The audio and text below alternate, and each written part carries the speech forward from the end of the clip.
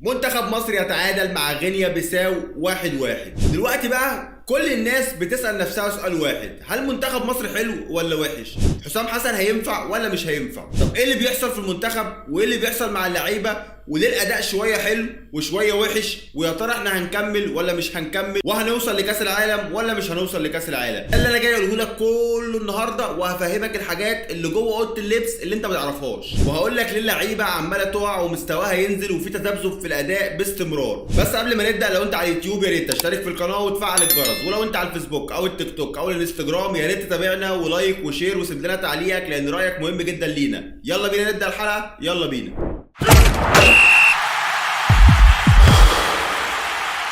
في بداية الحلقة وقبل أي حاجة لازم في الأيام المفترجة دي ما ننساش أهلنا في فلسطين، ويا رب يا رب في الأيام المفترجة دي انصر كل أهلنا في غزة، اللهم آمين. بص يا معلم، حسام حسن في تاني لقاء ليه اتعادل، يعني أول لقاء كسب 2-1 وتاني لقاء اتعادل. منتخب مصر دلوقتي عنده 10 نقط من 4 مباريات، كسب 3 وتعادل 1. طب هل منتخب مصر كده يصعد ولا ما يصعدش؟ وإيه تفاصيل القصة كلها أنا هحكيها لك. في البداية منتخب مصر متصدر المجموعة ب10 نقط، لكن الأداء سيء جدا. حسام حسن كإدارة للمنتخب يقدر يدير المنتخب؟ وهل هو فعلا هيقدر يستمر ولا مش هيستمر؟ هقول لك يا معلم. بص يا معلم، نختلف او نتفق، حسام حسن عنده بعض الاخطاء، انا هقول لك بعضها دلوقتي وهسيب لك بعضها للمباريات القادمه عشان نتاكد منه. في اخطاء في التشكيل، في اخطاء في التشكيل ممكن نختلف معاها وممكن نتفق مع بعضها، لكن الحاجات دي ممكن حسام حسن يبدا يتعلم منها ويبدا يدركها ويبدا يعدلها في المستقبل. لكن اللي لازم ياخد باله منه كويس جدا النرفزه اللي هو عاملها على الخط. حسام حسن لازم ياخد كاريزما مدير المنتخب، ما ينفعش يبقى واقف على الخط متوتر وعمال يزعق ومتعصب، بينقل الكلام ده للعيبه داخل الملعب، لدرجه ان في فاول عمال يزعق لزيزو ويقول له اعمل كذا واعمل كذا. محدش فاهم حاجه، لا زيزو فاهم حاجه ولا محمد صلاح فاهم حاجه ولا مروان عطيه فاهم حاجه، ومش عارفين هيعملوا ايه لحد ما محمد صلاح راح له وفهم منه. حسام حسن لازم يبقى اهدى. كلنا لعبنا كوره وعارفين ان المدير الفني لما يبقى متعصب او لما يبقى متوتر او لما يبقى واخد الموضوع على اعصابه قوي بينقل الكلام ده للعيبه، واللعيبه ساعتها بتفقد 50% من تركيزها بسبب اللي عامله المدير الفني. ولازم تفهم حاجه، اداره الفريق حاجه واداره المنتخب حاجه تانية خالص. اداره الفريق انا ممكن ابقى متوتر ومتعصب وبعمل لان اللعيبه دي عايشه معايا، انا معاهم كل يوم بدربهم فاهميني وعارفيني. لكن لعيب المنتخب بيجي يقعد معاك اسبوع، بيجي يقعد معاك يومين، بيجي يقعد معاك 10 ايام وبيسيبك ويمشي، فهو مش فاهم، مش ملم بكل تفاصيل شخصيتك. فدي نقطه مهمه لازم حسام حسن يعدلها. النقطه الثانيه، هل افكار حسام حسن تنفع مع المنتخب ولا لا؟ احب اقول له نصيحه من هنا،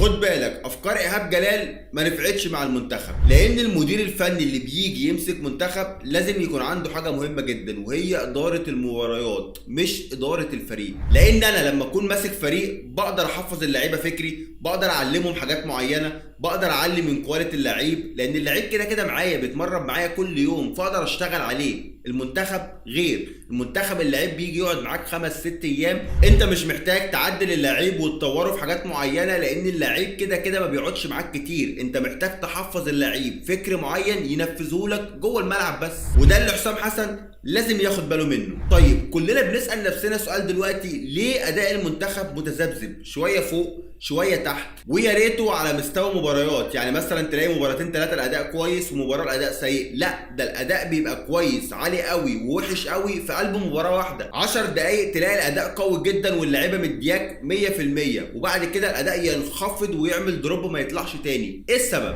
بص يا معلم، السبب في الحكايه دي الاتحاد الفاشل بتاعنا، لان احنا عندنا اتحاد سبوبه. الكرة عندنا بتدار بالفلوس، طالما في فلوس وفي دوري عندنا شغال وفي رعاة وفي فلوس بتجيلنا مش مهم اللعيب بقى يولع، اللعيب بيتمزع، اللعيب بيتهان، اللعيب بيتصاب، اللعيب مستهلك، كل ده مش فارق معانا، وده عامل مشكله كبيره جدا. انت لو بصيت النهارده هتلاقي المنتخب ما عندوش حميه ان هو يكسب، اللعيبه مش قادره.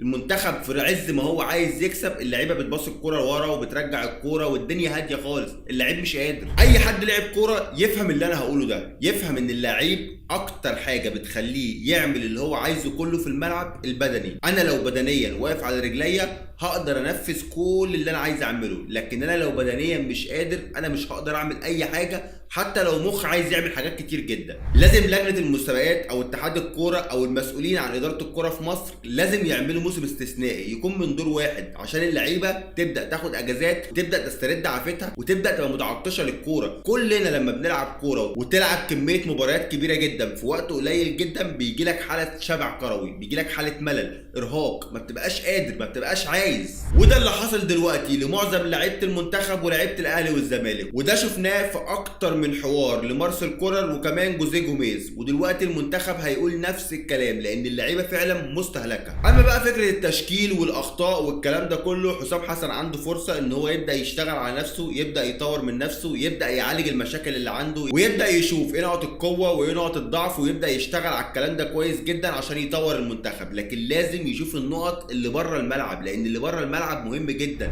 لك ان تتخيل عزيزي المشجع ان اندريا بيرلو، وما ادراك ما اندريا بيرلو، اندريا بيرلو يعني ساحر نص الملعب، لعيب من اعظم اللعيبه على مستوى العالم في نص الملعب. قال لك ايه بقى اندريا بيرلو؟ قال لك الكوره بتتلعب 100% بالعقل. ليه بتتلعب 100% بالعقل؟ لان العقل هو اللي بيدير الادوات اللي هي ايه؟ الرجل، الجسم، الدراع، الدماغ، كل الكلام ده كله اللي بيديره العقل. فانا لو ذهنيا مش مركز، او لو ذهنيا مش فايق، او لو بدنيا وذهنيا مش مركز 100%، فمهما عملت مش هقدر اطلع لك. لو انت جبت لي جوارديولا مش هقدر اطلع لك 100% من مستوايا، لان انا ذهنيا مش حاضر. فدي الفكره اللي لازم ياخد باله منها حسام حسن، ان الافكار اللي هو عايز ينفذها اللعيبه مش شرط تديها له. يعني مثلا حسام حسن عايز يعمل ضغط من قدام، ضغط عالي قوي، مش هيقدر يعمل الكلام ده طول ال 90 دقيقه، مش هيقدر يعملوا 10 دقايق، لان اللعيبه ما عندهاش البدني اللي يساعدهم على انهم يعملوا الكلام ده، فما بيقدرش. فبالتالي بيعمل دفاع متاخر وبيعمل كومباكت للفريق عشان يقدر يمسك الدنيا، لان اللعيب بدنيا مستهلك.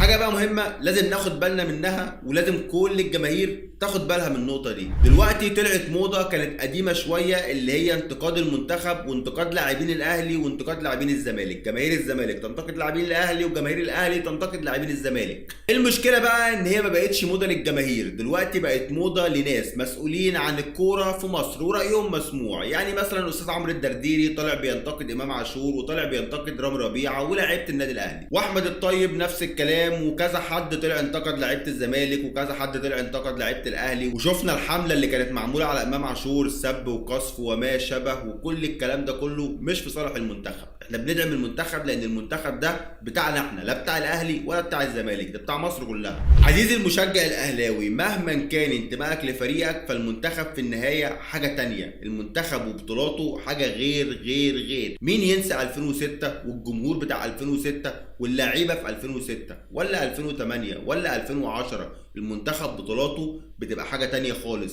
خليك ورا المنتخب، ادعم المنتخب، اقف مع المنتخب، انسى اهلي وزمالك، انسى لعيبه اهلي وزمالك. دلوقتي كلنا بنشجع فريق واحد، وهو منتخبي ومنتخبك ومنتخب كل المصريين، بنشجع منتخب مصر. في نهايه الحلقه انا شايف ان حسام حسن مدير فني كويس جدا، ولازم ندعم المدير الفني الوطني. المدير الفني الوطني عنده حاجات كتير قوي كويسه، محتاجين نصبر عليه شويه، محتاجين نطلع كوادر مصريه كويسه جدا جدا تقدر تدير الكوره، محتاجين نطلع ناس تعرف تطلع لعيبه كوره ناشئين كويسين جدا. احنا ما عندناش البديل لاكتر من لعيب، ودي مشكله. لا، احنا محتاجين نطلع ناشئين كويسين جدا، عشان في النهايه كل ده بيصب على المنتخب. الدوري المصري معمول اصلا والانديه معموله عشان تطلع فرق كويسه جدا وتطلع لعيبه كويسه جدا للمنتخب مش للفريق. احنا دلوقتي بقى ولائنا للفريق اكتر ما ولائنا للمنتخب. المنتخب يا جماعه ده باسم بلدك، انما النادي ده نادي في النهايه نادي بيعبر عن جمهوره. اما المنتخب بيعبر عن دولتك بالكامل، بيعبر عن الاهلي،